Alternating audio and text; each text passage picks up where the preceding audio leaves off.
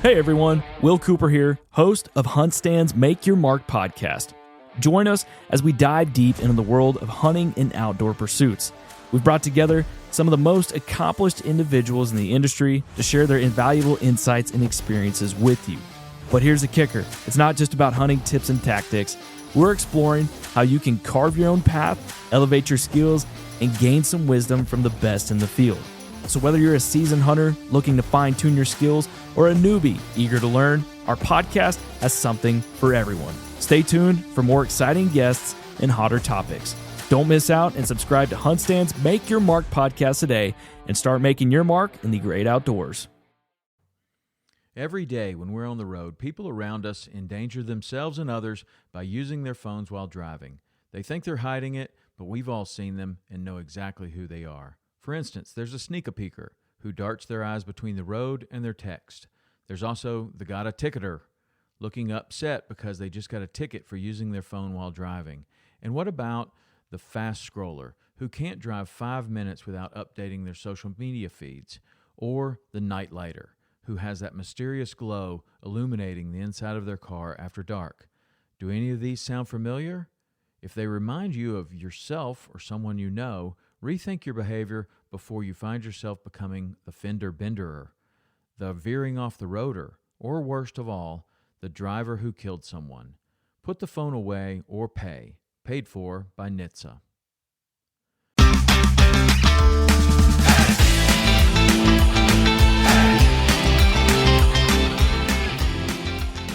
Hello and welcome to the Publicly Challenged Podcast. I'm your host, Luke Oswald, and I hope you join me on my quest for knowledge to become a better public land hunter, angler, and forager. Stick with this and who knows, maybe we will learn something together.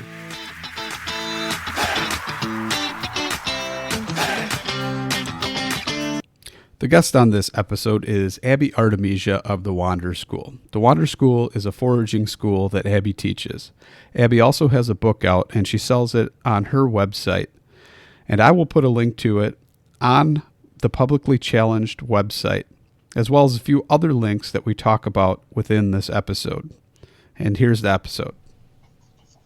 Okay, so I'm sitting here with Abby Artemisia, and she is the owner and instructor at the Wander School.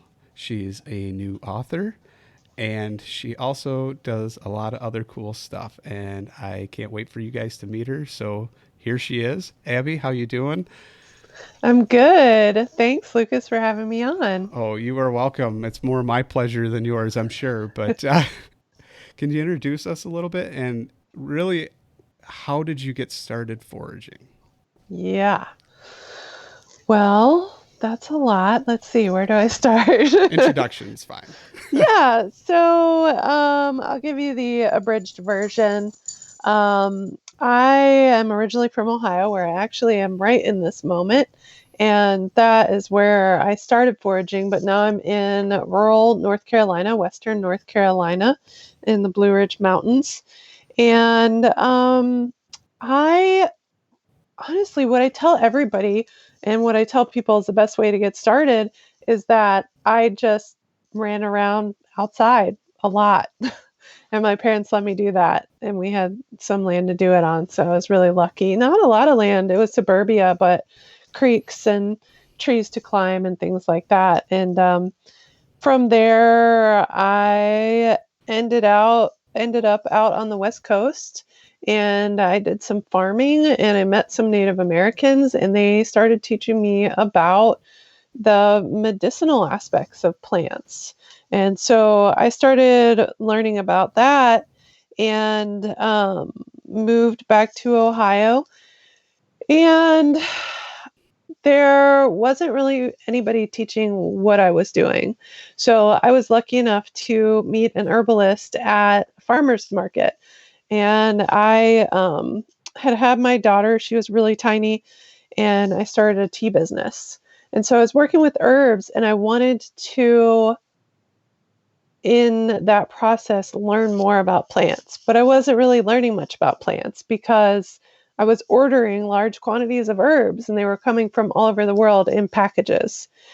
And so I met an herbalist and I started apprenticing with her, and I still do some distance learning with her. Her name is Leslie Williams. She's really awesome.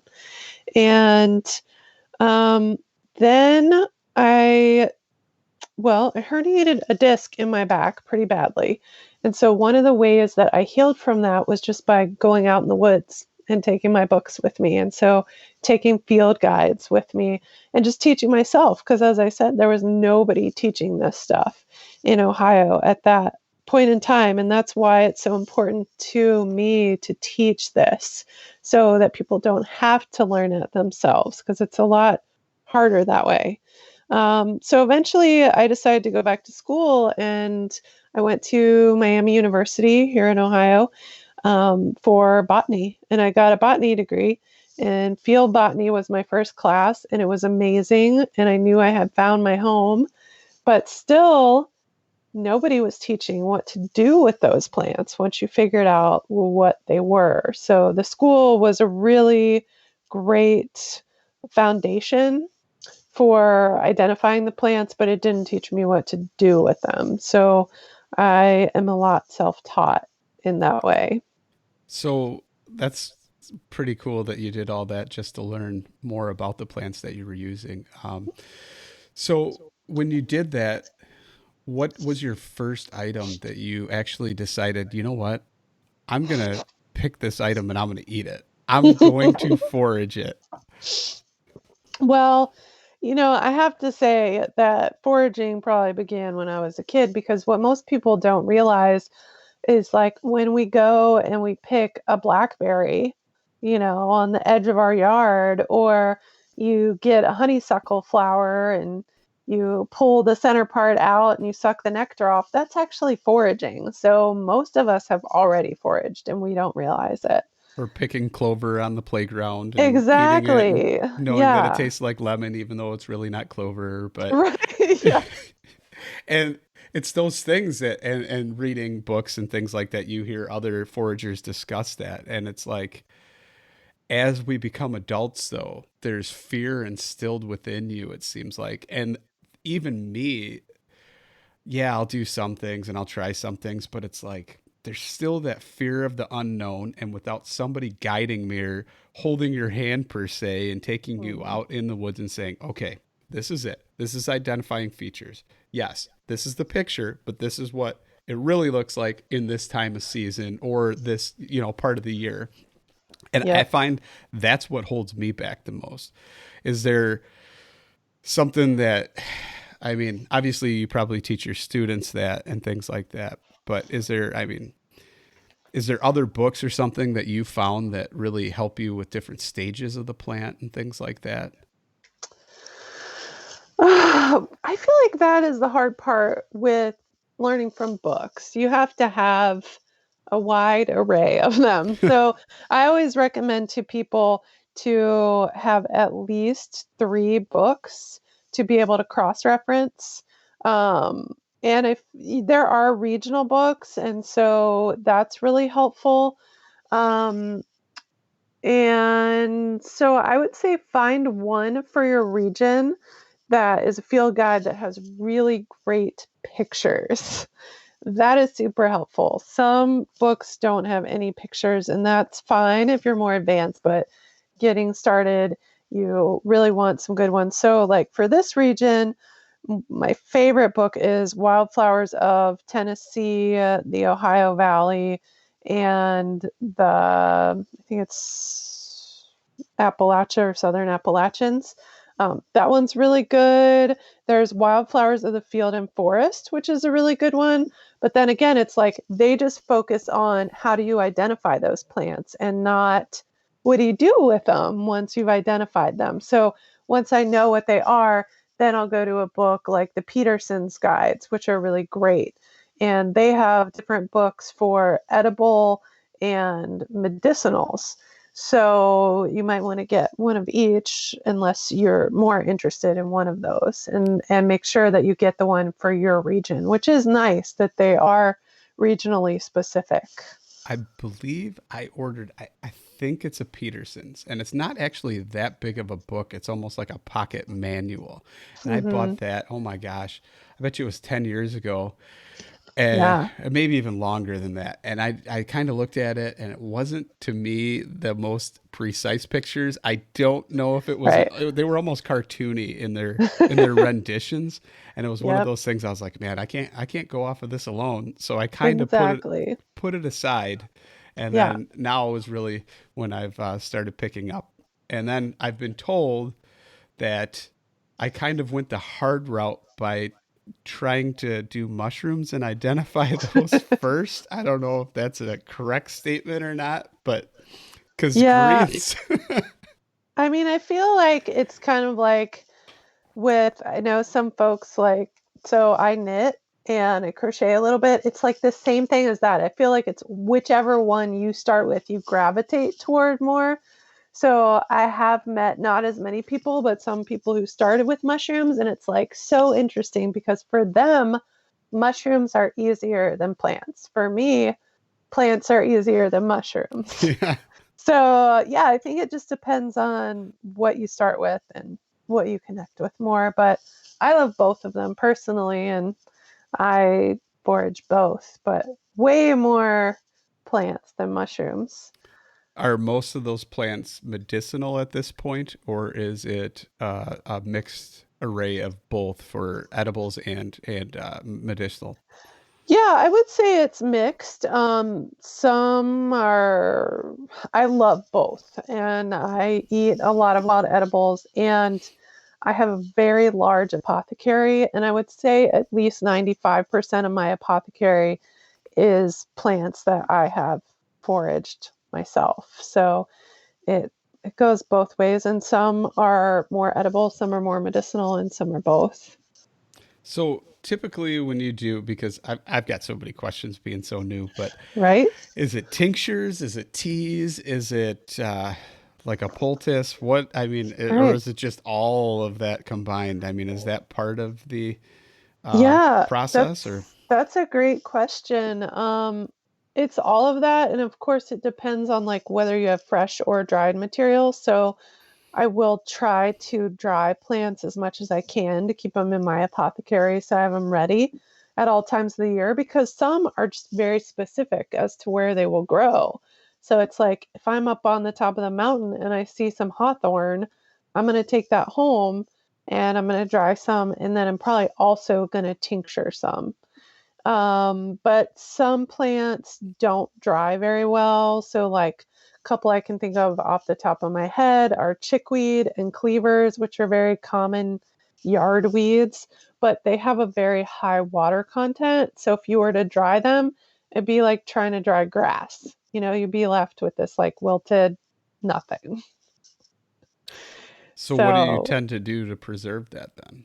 yeah. So for those kind of plants, I would most of the time tincture them, but I also do add them to salves. And so I teach DIY herbal medicine making.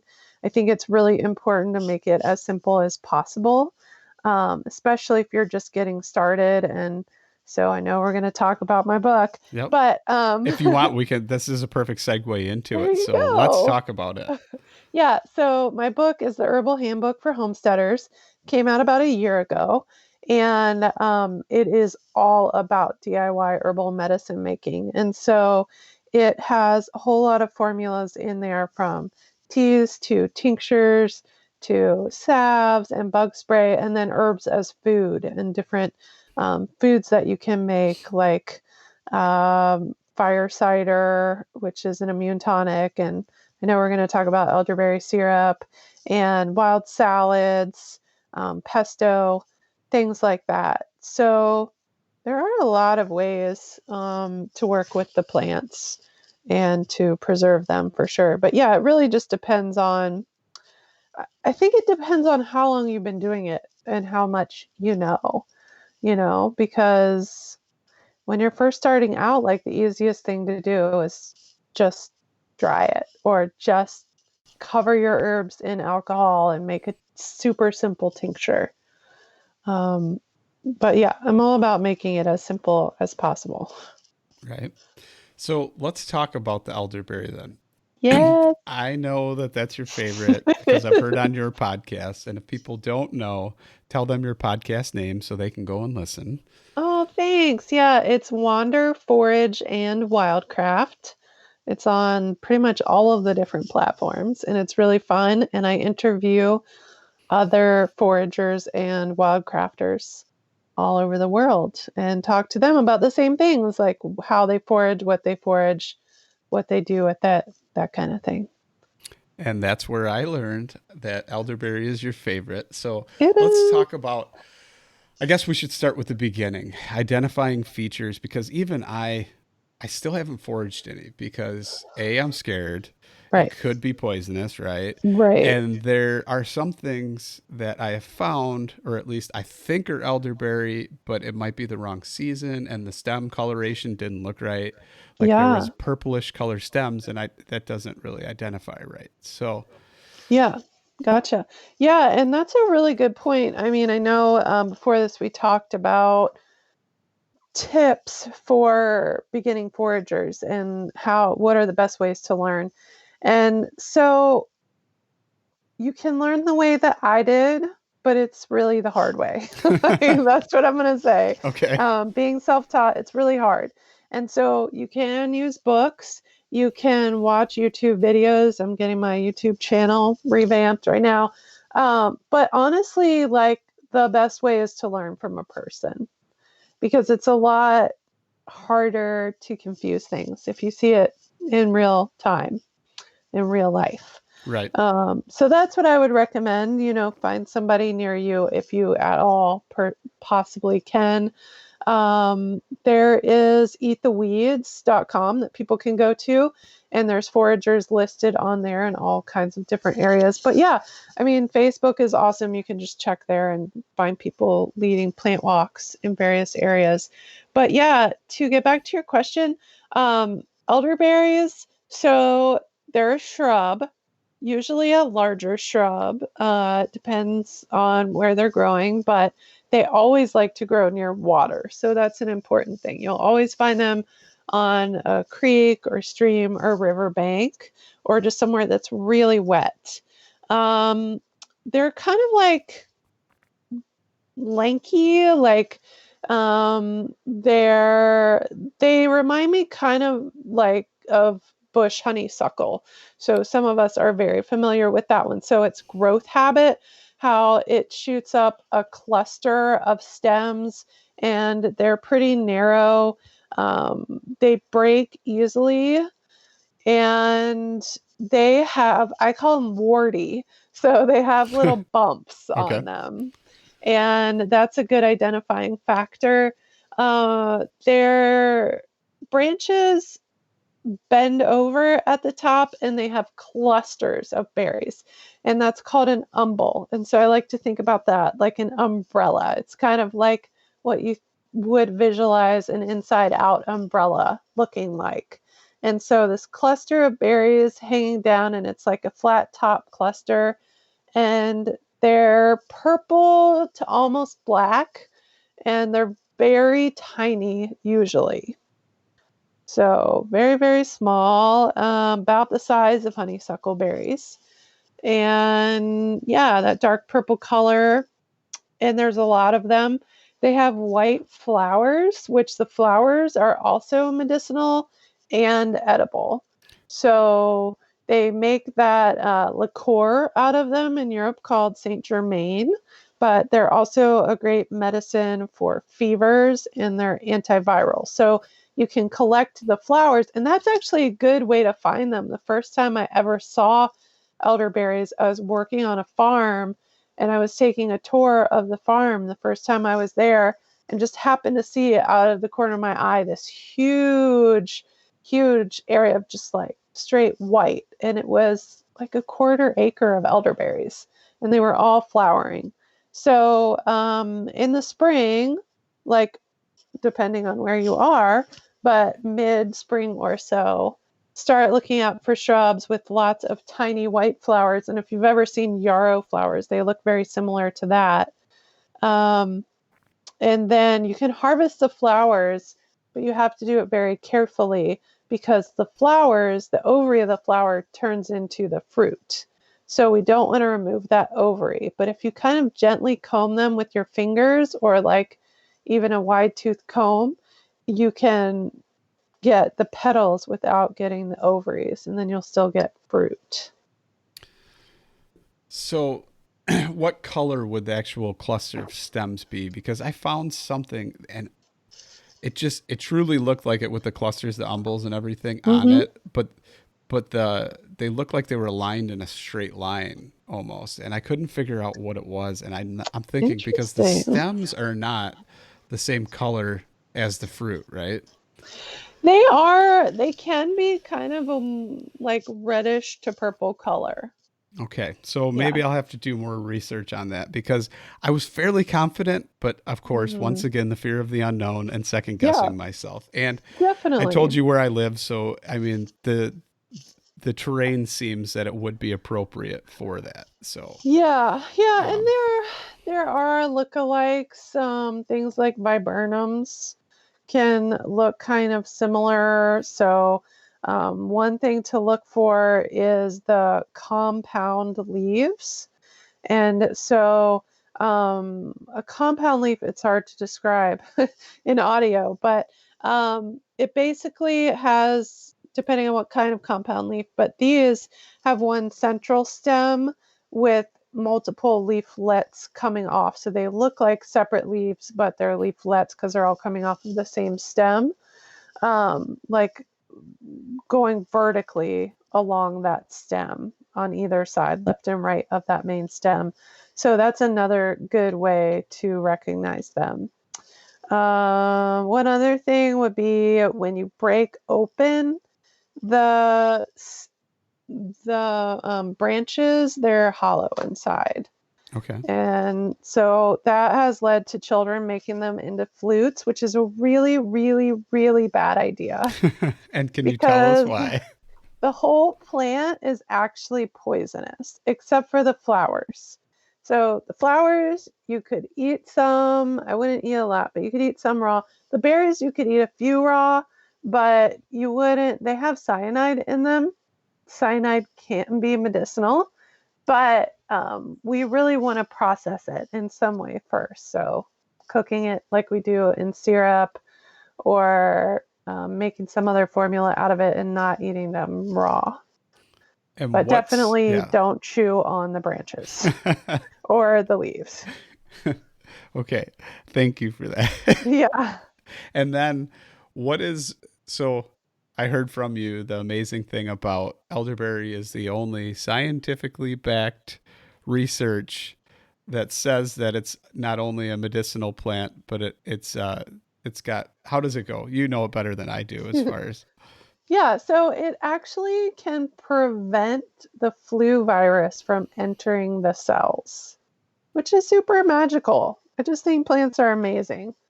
So it can do that. It's antiviral in general, and it has a ton of vitamin C. So it is my go-to as far as cold and flu prevention and cold and flu fighting. It can supposedly cut the length of a cold or flu in half. That's amazing. It is. So, would you mostly make like a elderberry syrup, or do you also make like jam with it or anything like that? I have never attempted jam with elderberries, but yes, syrup is my main thing that I make with it. And I make lots and lots and lots of That's cool. it. Yes. Yep. I make it. You can buy it on my website, as a matter of fact. Well, that's also good to know. Anybody listening that wants that, we can go to the Wander School website, right? Yep. Wanderschool.com. Okay. Now, I got a question for you. My property is riddled with black walnut trees. Uh-huh. Nice. Look at Now, you. I normally chop them up. I hate to admit this Mm-hmm. because somebody could get mad at me, but I chop them up with the mower because there's Yeah. just so many of them. I just run them Yeah. over. Yeah. What should I be doing with them? Well, Because I mean, I know the meat mhm. obviously, and then make oils and whatnot. Yeah. But um, I know from tanning, like for animal hides and things like that, you can actually use those for tanning because of the tannins and the Exactly. dyes in them and things. But what else? Yeah, so good question. And it's a good point too. Like it kind of depends on like this is where something like permaculture would come in. Like what do you want your plan to be for your space? Like if you want to grow a garden, then yeah, black walnuts are not going to be helpful. Right. But if you want an area of some wild foraging, black walnuts are awesome because the thing if folks don't know about walnuts is that they have this natural phytochemical in them called juglone, which can actually prevent other plants from growing near it. So it will be a really bad place to have a garden. However, native plants are adapted to other native plants. So that's really cool. You could have your multi-level wild area there and have lots of foraging. So, like black walnut would be a canopy species, and you could have your spice bush growing underneath it, and you could harvest spice bush, and it'd be like totally fine with those black walnuts. I see them growing all the time. So that's something to think about. But yeah, black walnuts super valuable for the nuts, of course. And I would really recommend if you're going to eat the nuts to get a special cracker Yes. made just for black walnuts. It will make your life a lot easier.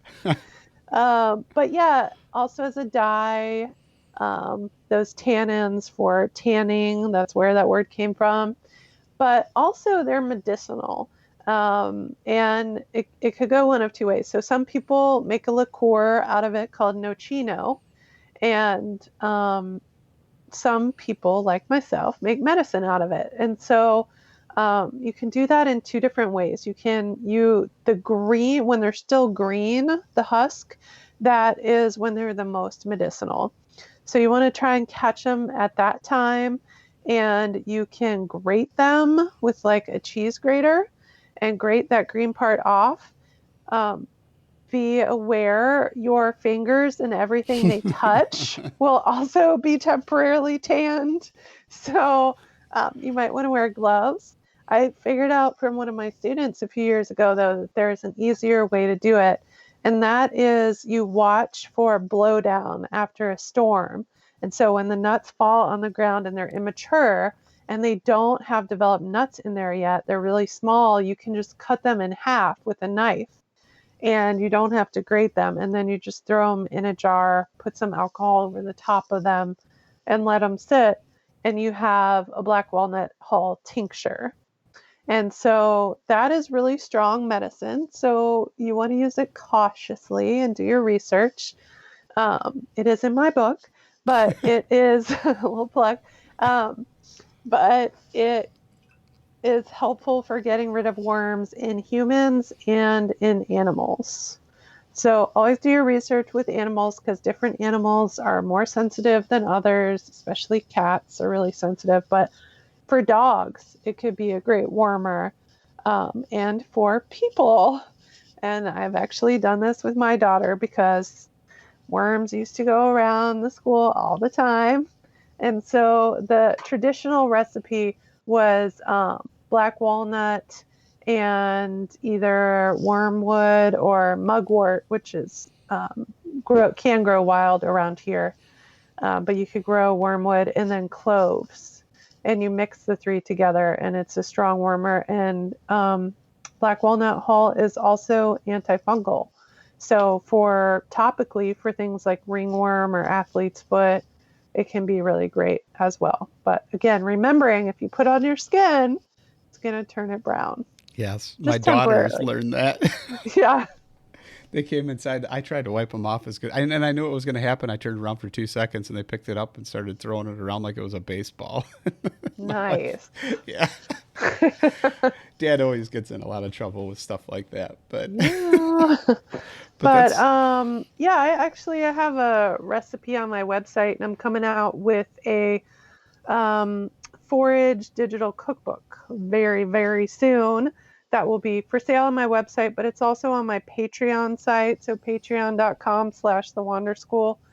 And I have a recipe in there for foraged chocolate banana bread with wild nuts. Foraged chocolate. How do you forage the actual chocolate? Well, you don't forage the Okay. chocolate. Just the nuts. Not the bananas either, but or you gotta, could substitute bananas with the pawpaws, possibly, right? Oh my God, that would be fantastic. Yes. Pawpaw is probably like my second favorite foraged food. So, yes. So I've got a question. I don't know if you have the answer to that, but Yes. there's a tree that could one day be extinct because there isn't certain animals to digest and process the seeds properly. Yes. Do you know what that is by me saying that? I do. And some people grind it and make coffee out of it. Okay, Kentucky coffee tree? Yeah. Is that true? I have heard that is true. I have, yeah. And yeah, so I know a guy that gave me some seeds, and he told me if I want them to grow, and I guess I have another buddy that planted them on his property, but he had to actually take a belt sander and grind through the outer portion of the seed, and then I believe he started the seed in water to get it to sprout, and then planted it. And he had to do that in order to get them to grow. Yeah, there are different seeds like that. I was really lucky at Miami University. I took a plant propagation class, and we got to learn how to process all those different seeds. And so some you would have to stratify, so like keep cold, and some you would have to scarify. And so that might be scraping them with something. It might be putting them in sulfuric acid, where you're simulating them actually going through an animal's digestive system. So it is really cool to think about that. But yeah, there are definitely some plants like that. And I think I did hear that plants like honey locust have those huge thorns because they had different pests that would eat them that were large and are now extinct. So what made me think of that anyway, that kind of got sidetracked there, but what made me think of that was the pawpaw, because the pawpaw you have to stratify. And I know a guy that grew some pawpaws in his yard, and that was a big thing. And that was the first pawpaw I ever ate, was one that he brought me. And he said he had a problem with the squirrels eating them all before he could get out there. So but so he brought me those seeds, and he told me I had to stratify them. And when we, I don't know, somehow I said the pawpaw, and it popped in my head about the seeds of the coffee bean. But I love pawpaws. And I'm going to give just a little plug because I think that your listeners would be interested. But if anybody wants to propagate pawpaws, my friend Doug Crouch, who I have on one of my episodes, just came out with a pawpaw propagation class that you can get on his website, which is Trio Permaculture. So I can send you a link if you want to put that in. But I just think it's like that, and elderberries would probably be my top two choices to plant on my land. If I had to just pick two, I would choose those because so much food and medicine. And like, that's the thing. Like, people are going crazy over elderberry syrup right now. It's like so insanely overpriced because people either don't know how to make it, don't know where to get elderberries, or don't want to take the time to do it, which, like, I totally understand. Like, we don't have time to do everything, and make a living too. But you can grow elderberries. Like, that's the thing. It's hard to find. It can be frustrating to find elderberries because they can be there one day and gone the next, because like the birds just descend and they eat them all. But if you grow them yourself, you can grow a ton, especially if you have a wet area, or you could simulate that. And they really like acid. So you can put down some coffee grounds around them, or some pine needles. You can grow them yourself, and you can put bird netting over them. and then you can harvest them all. So let's talk about that. That's a good point when you said harvesting all. Let's talk a little bit about sustainability and kind of Yeah. rules of thumb or, um, I mean, obviously that depends on what it is, whether or not it's invasive, whether how it Hmm. grows. But that's something that a new forager definitely should know. Definitely. Yeah, I love that you asked that question because it's so important to me. I don't think that you can talk about foraging without talking about sustainability and ethics. And it definitely does. You're totally right. It definitely depends on what plant it is and what part of the plant it is. So, I'm sure, like being a mushroom hunter, that like that's the really cool thing about mushrooms. You can harvest as much as you want, and actually, most of the time, it's gonna help spread the mushrooms because you're spreading the spores. Yep. Unless it's chaga, which is a different story entirely That's because really, isn't the chaga, actually, now I kind of regret my peach tree got canker. And hmm. I cut it down right away because, or well, actually, I ripped it out because I didn't want it to get to the rest of my stone fruit trees. Yeah. And if I would have left it, it could have possibly developed into chaga, right? Or is that a reishi? No. Neither. Okay. No, no, that's a different kind of fungus. I'm not sure what kind of fungus that is that grows on peach trees. Um, but I don't know if I'm curious if it's related to cherry rot fungus just because they're both in the same family, but that's getting crazy botanical. Right. Um, we won't go into that. But no, chaga grows on birch trees usually, and usually only at high altitudes. So 5,000 feet or so and above. Although my friend did find one in his yard in North Carolina that was like 3,000 feet. But that's really rare. So they grow, on birch trees, usually yellow birch where I am in North Carolina. They also grow in places like Michigan, I've heard a lot. Um, but yeah, they are not actually a mushroom. There's something called a sclerotia. Hopefully, I'm saying that right. And they take a really long time to grow. So, years. They take years to grow. And the reason why people love them so much is because they are the supposedly second highest antioxidant food in the world. So So, truly a superfood then, right? yes.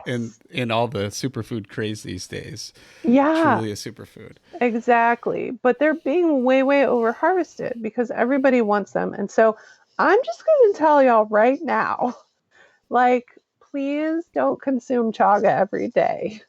I I have seen people like putting them into tea bags and selling them that way, and I just think that it's too threatened for that. I think that it's one of those things that should be reserved for when we really need it.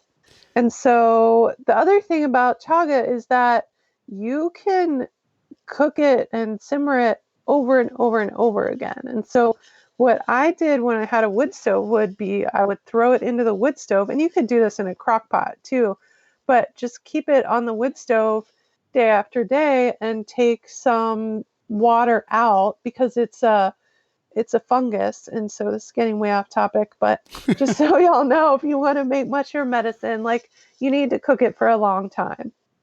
And so, um, yeah, I would just keep it on the wood stove, strain some out and drink it, and then put more water in. And you can do that like 5, 6 times at least. And you just need a little chunk. And that way you could drink it every day. But like just making tea once and just steeping it, like you're not going to really get much out of it unless it's been processed already.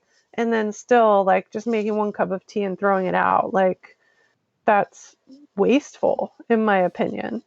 So, yeah, but chaga is amazing.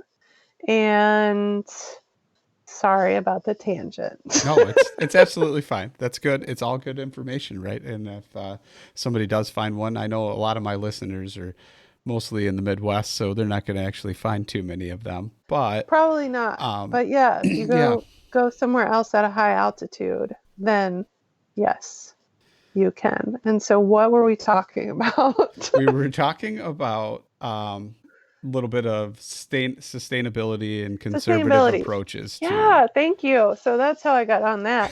But but I was saying that yeah, the awesome thing about mushrooms is you can harvest as much as you want. Um, because they're like the fruit of a tree. Like if you harvested an apple off of a tree. I used to lead tours for a friend, Alan Muscat. He has a company called No Taste Like Home, and that's what he would talk about all the time. He's known as the mushroom man.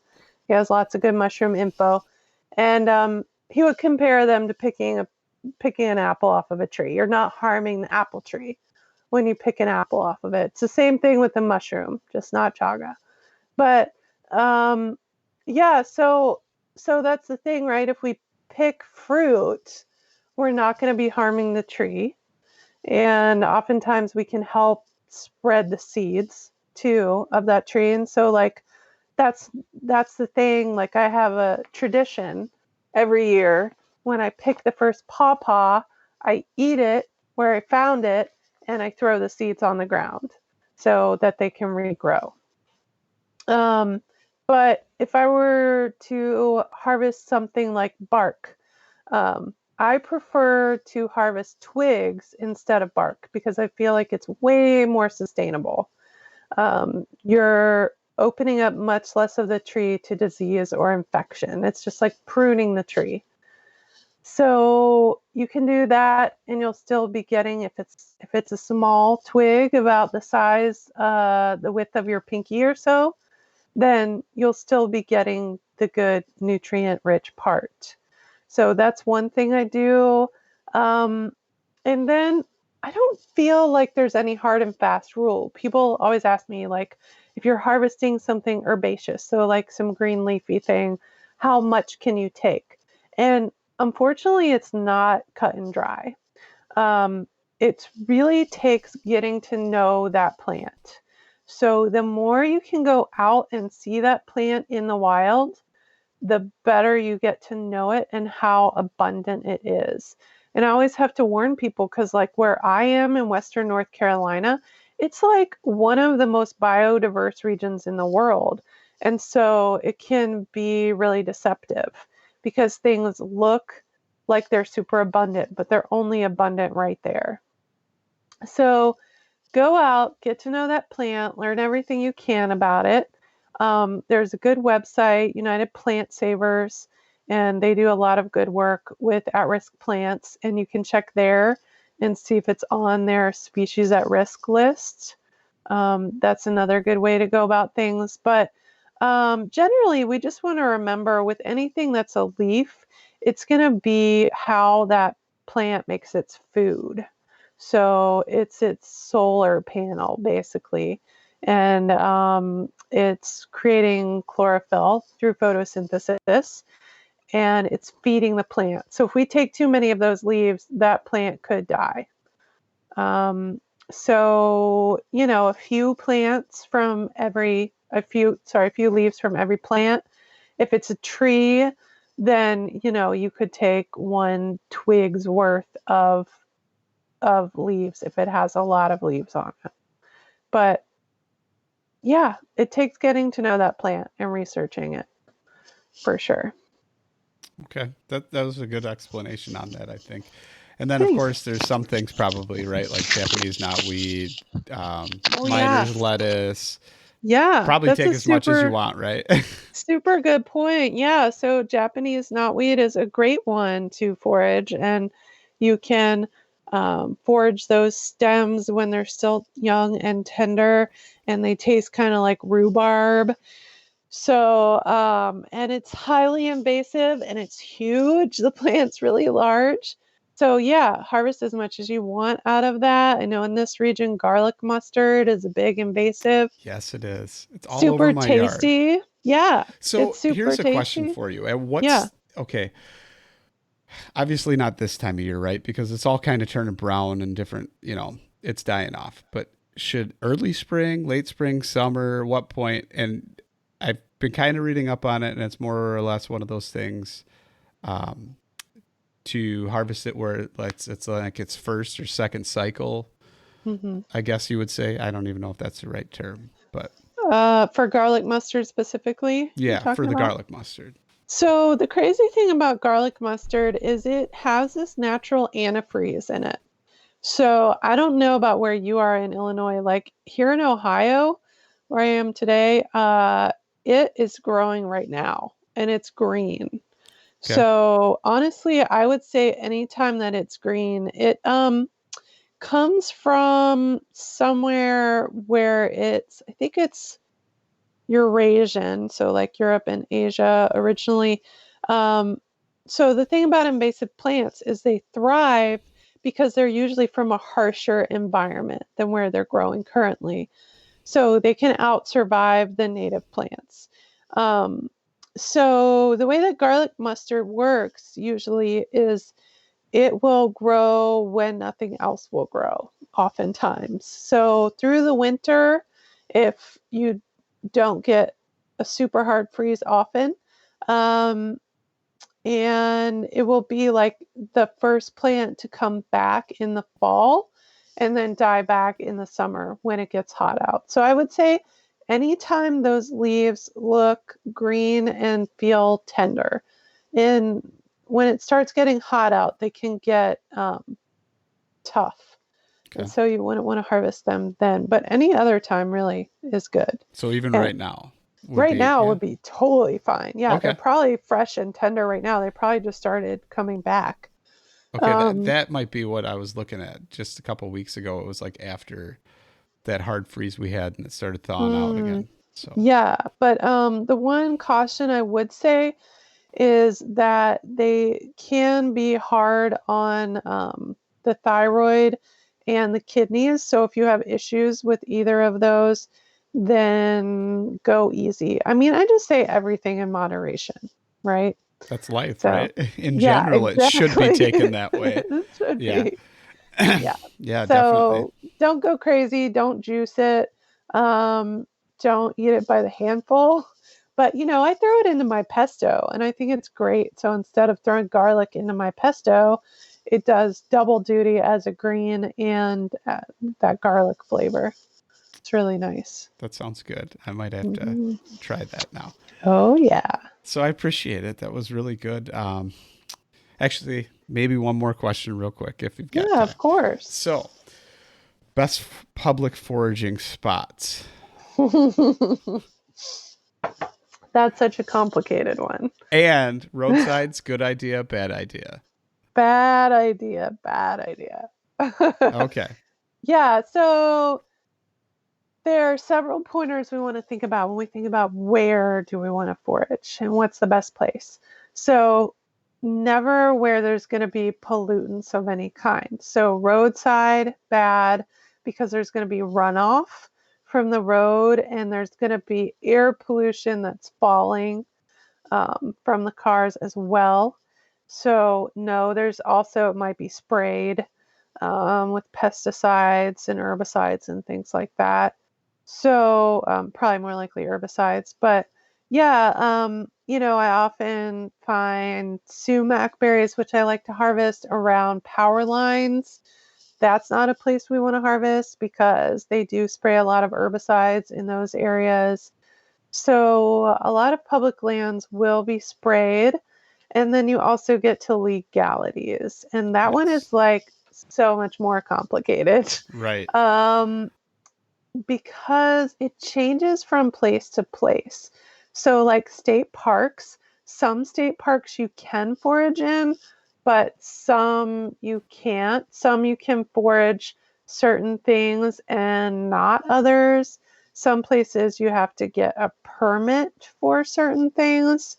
So, you really need to do your research. And what I recommend to people is the best place to forage is one, your backyard, two, other people's backyards where you've gotten permission and know they're not spraying. And 3 is your local organic or natural farmer. And so, like, go to them and be like, yo, can I harvest your weeds? Be like, hey, you want to harvest my weeds for free? Heck yes. Because oftentimes, usually maybe as much as half of their land is not in production. It could be fallow or it could be woodland. And they'd be more than happy for you to come and harvest that. So I think private lands where you have permission is honestly your best bet. So I know farmers talk a lot about pigweed, how bad it is and everything. And that's actually edible, right? But then you get into the problem of they spray and try and eradicate it, right? Right. So now do yeah. you really want to try and harvest anything? And then think about the fact that we actually put what they do spray into our bodies anyway. So We do. It's true. Yep. Yeah. I mean, that's the thing. You have to know what they're doing on their land. So again, organic or natural farmers. Yeah. And I would just say go to the farmers market, and find those people and just ask them. That's good It's advice. a good way to go. And honestly, like this is going to be my 3rd book. I'm just giving you a little preview, but I'm going to have some great stories. But like some of my best stories and best memories come from being bold enough to go talk to landowners and be like, hey, can I harvest this thing off your land?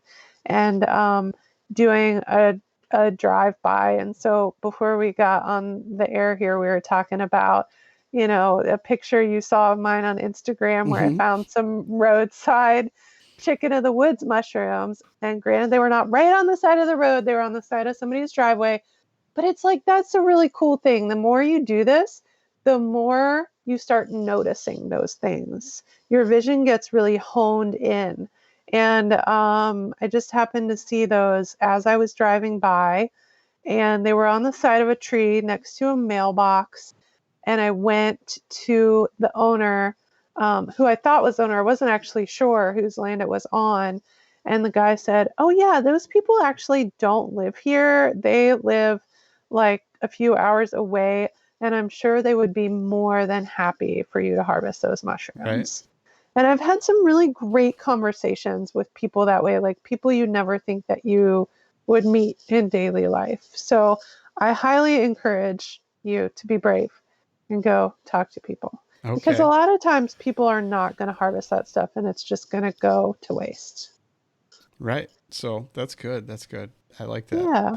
Yeah, thank you. I appreciate it. And I think that's pretty much all the questions I have. I'm sure I'll probably be reaching out to you again for some advice here and there throughout. And yeah, I would be happy to do that. Yeah. So I appreciate it so much. And thank you for being on the show. You're welcome.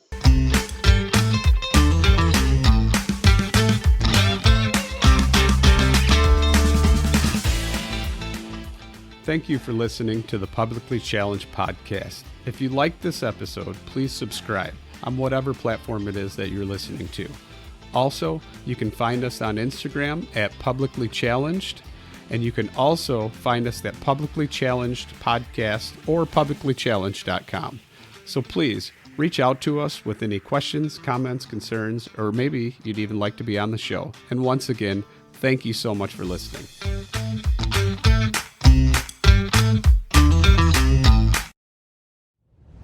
Hey everyone, Will Cooper here, host of Hunt Stand's Make Your Mark podcast. Join us as we dive deep into the world of hunting and outdoor pursuits. We've brought together some of the most accomplished individuals in the industry to share their invaluable insights and experiences with you. But here's the kicker. It's not just about hunting tips and tactics. We're exploring how you can carve your own path, elevate your skills, and gain some wisdom from the best in the field. So whether you're a seasoned hunter looking to fine-tune your skills or a newbie eager to learn, our podcast has something for everyone. Stay tuned for more exciting guests and hotter topics. Don't miss out and subscribe to Hunt Stand's Make Your Mark podcast today and start making your mark in the great outdoors.